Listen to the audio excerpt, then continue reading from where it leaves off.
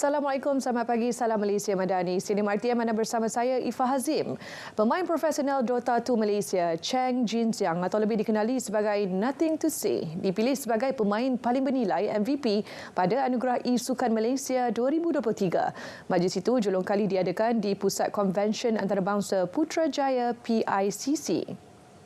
Jinjiang 24 tahun yang kini beraksi bersama pasukan G2IG turut memenangi kategori pemain MOBA terbaik dan pemain lelaki terbaik. Jinjiang bagaimanapun tidak dapat hadir kerana sedang menyertai kejohanan di Shanghai, China.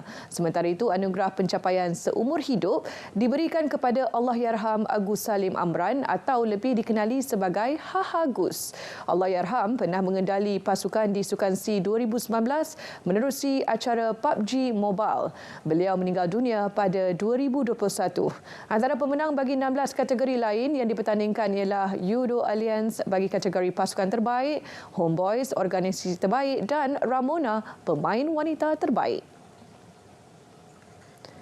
Persatuan Seni Silat Cekak Malaysia PSSCM mencatat sejarah tersendiri apabila membuka galeri silat yang pertama di Muzium Negeri Kedah di Alor. Ia dikenali sebagai Galeri Silat PSSCM. Galeri itu memaparkan pelbagai ilmu berkaitan seni, mempertahankan diri dan dibuka kepada para pengunjung bermula Ahad. Ia beroperasi di tingkat 3 Muzium Negeri Kedah dan akan berada di muzium tersebut untuk tempoh 5 tahun. Dengan adanya galeri PSSCM ini akan menjadi nilai tambah di muzium ini dan menjadi orang kata hub informasi kepada pengunjung yang ingin mengetahui lebih lanjut tentang Persatuan Seni Silat Cekak Malaysia ini. Beliau ditemui selepas merasmikan galeri PSSCM di Muzium Negeri Kedah Alor. Pada majlis itu, beliau turut menyaksikan majlis serah tapak antara PSSCM selaku pempamer dan Lembaga Muzium Negeri Kedah. Bagi memperkuat cabaran musim baharu, pasukan Selangor FC rancak melakukan usaha mendapatkan pemain import baharu yang lebih berkualiti. Selain saingan Liga Tempatan, The Red Giants turut mengintai peluang melakar keputusan positif di Liga Juara-Juara Asia 2 ACL 2. Menurut Ketua Pegawai Eksekutif Selangor FC, Dr. Johan Kamal Hamidun, proses mencari pemain-pemain import kini sedang giat dijalankan dan ada yang dalam fasa rundingan.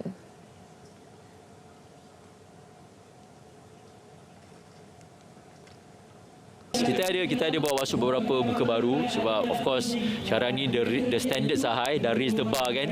Jadi kita perlu membawa masuk pemain yang kita rasa mempunyai pengalaman yang luas, yang pernah bermain pada peringkat yang tertinggi untuk datang ke Selangor untuk memikul tanggungjawab tu bersama. So memang fokus kami itulah bagaimana kita membawa kualiti pemain yang boleh bawa tahap Selangor ke yang lebih tinggi. Semalam, The Red Giants menerusi laman Facebooknya mengesahkan mengekalkan 3 pemain import sedia ada iaitu Nur Al-Rawabdeh, Alexander Agyarkwa dan Richmond Ankara. Tambahnya, Selangor FC yang layak ke ACL 2 secara merit akan mengadakan kem pramusim di Thailand Mac depan.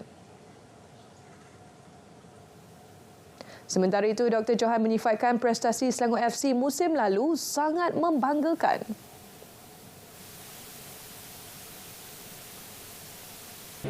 Tahun ni, tahun 2023 kita menang 20 perlawanan. So saya rasa kalau kita boleh improve daripada menang 20 perlawanan ke lebih, satu pencapaian sebab nak dapat 20 menang tu pun bukan satu pencapaian mudah. Yang terbaik so far dalam 9 tahun kami, 5 tahun kami kat situ dan sejak rekod 9 tahun lah pengurusan lama pengurusan baru. 20 perlawanan yang menang tu sangat tinggi. So kita kalau boleh maintain pun saya rasa sangat baik, tapi kalau boleh naikkan 22, 23 dan itu satu indikator yang kita nak fokus lah. Beliau ditemui pada program CSR aktiviti baik Pulih Gelanggang Futsal dan pengumuman penaja baru di Seksyen 7 Shah Alam. Selangor menutup saingan Liga Super musim 2023 di kedudukan kedua di belakang JDT. Selain itu, Gergasri Merah juga menamatkan saingan Piala FA di peringkat separuh akhir, manakala dalam kejohanan Piala Malaysia, laluan mereka tersekat di suku akhir. Saingan Piala Asia 2023, Australia menepati ramalan apabila menjadi negara pertama mara ke peringkat suku akhir Piala Asia kali ini selepas membenam Indonesia 4-0 pada perlawanan pusingan 16 terbaik awal pagi tadi. Lawan menanti Australia di suku akhir Jumaat ini ialah pemenang di antara Arab Saudi dan Korea Selatan pada pusingan kalah mati Selasa ini. Skuad Socceroos hampir dikejutkan seawal minit ke-6 apabila kuisan Rafael Williams-Strick sedikit melewati palang gol. Namun, skuad bimbingan Graham Arnold itu berjaya membuka tirai jaringan pada minit ke-12 apabila hantaran Jackson Irvine terkena kaki Alkan Baggett sebelum masuk ke arah gawang. Skuad Garuda bangkit melancarkan serangan menerusi percubaan Hubner dari luar kotak penalti pada minit ke-23 tetapi gagal menewaskan penjaga gol Matthew Ryan. Australia berjaya menggandakan kedudukan pada minit ke-45 dengan tadukan Martin Boyle melepasi kawalan kapten Indonesia Asnawi Mangkualambaha. Bersambung babak kedua, pemain gantian Craig Goodwin beraksi cemerlang dan menjaringkan gol ketiga pada minit ke-89. 2 minit kemudian, Harry Suter memastikan Australia melangkah ke pusingan suku akhir apabila meledak gol keempat pada masa tambahan. Kesan itu menyaksikan Australia mencatat kemenangan ke-7 berturut-turut berdepan Indonesia tanpa dibolosi sebarang gol. Sebagai rekod, ini merupakan penampilan pertama Indonesia di pusingan 16 terbaik Piala Asia. Sementara itu, Tajikistan membuat kejutan apabila layak ke suku akhir Piala Asia 2023 selepas menyingkirkan Emirat Arab Bersatu UAE 5-3 menerusi penentuan penalti selepas kedudukan terikat 1-1. Skuad bimbingan Peter Sagat berjaya memperoleh gol pada minit ke-30 apabila Hananov menanduk masuk bola hantaran Zoir Zurabov. Zaid Sultan Al-Zabi mensia-siakan peluang untuk menyamakan kedudukan buat UAE apabila melepaskan rembatan lemah tepat kepada Rustam pada minit ke-38.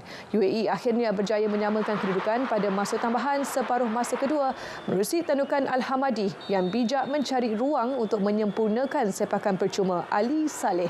Kedua pasukan gagal memanfaatkan beberapa peluang dengan baik dan kedudukan seri itu kekal sehingga 30 minit masa tambahan tamat.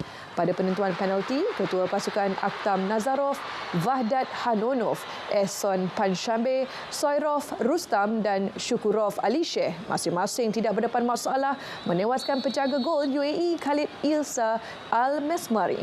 3 penalti UAE diambil oleh Abdullah Idris Al-Hamadi, Fabio Lima dan Ali Saleh. Menanti Tajikistan di pentas suku akhir Jumaat ini adalah pemenang antara Iraq dan Jordan yang akan berlangsung esok. Bola sepak Bundesliga, pasukan Bayern Munich telah menandatangani kontrak bersama Sacha Boey dari Galatasaray dengan kontrak sehingga 2028. Bekas pemain antarabangsa remaja Perancis berusia 23 tahun itu telah menyertai Galatasaray dengan kontrak 4 tahun pada 2021 daripada Stade Rennais. Namun, tiada butiran kewangan mengenai perpindahan Bayern tetapi media Jerman melaporkan ia bernilai kira-kira 30 juta euro. Bayern Munich telah bergelut dengan senarai kecederaan pemain yang semakin meningkat termasuk Dayot Upamecano dan Konrad Laimer yang cedera dalam kemenangan ke atas Union Berlin. Pemain tengahnya Joshua Kimmich juga cedera dalam perlawanan berkenaan manakala Kim Min-jae dan Nusai Mazraoui sedang beraksi di peringkat antarabangsa. Piala Negara-Negara Afrika AFCON 2023, pasukan Cape Verde bakal menentang Mauritania dalam pertemuan penting 16 terakhir dengan kedua-dua pasukan bersedia menjelang perlawanan strategik itu. Ketua Jurulatih Cape Verde, Pedro Brito, akan menekankan disiplin taktikal pasukannya dan mengakui pertahanan Mauritania amat baik dan bermain secara agresif. Sementara itu, Jurulatih Mauritania Amir Abdu yang terkenal dengan kejayaan mengejutkan sebelum ini telah kecewa selepas tewas menentang negara-negara yang lebih kuat. Sebagai ikon AFCON, Abdu telah membawa kedua-dua kepulauan Comoros dan Mauritania ke pusingan kalah mati. Mauritania tidak pernah mendahului dalam perlawanan AFCON sebelum mereka menewaskan juara 2019 Algeria. Mauritania dan Cape Verde akan berdepan dalam perlawanan terakhir mereka esok di Abidjan. Sekian Stadium RTM dari Sungai ke Segara, Palestin pasti merdeka. Saya Fazim, salam Malaysia Madani, salam sukan untuk semua.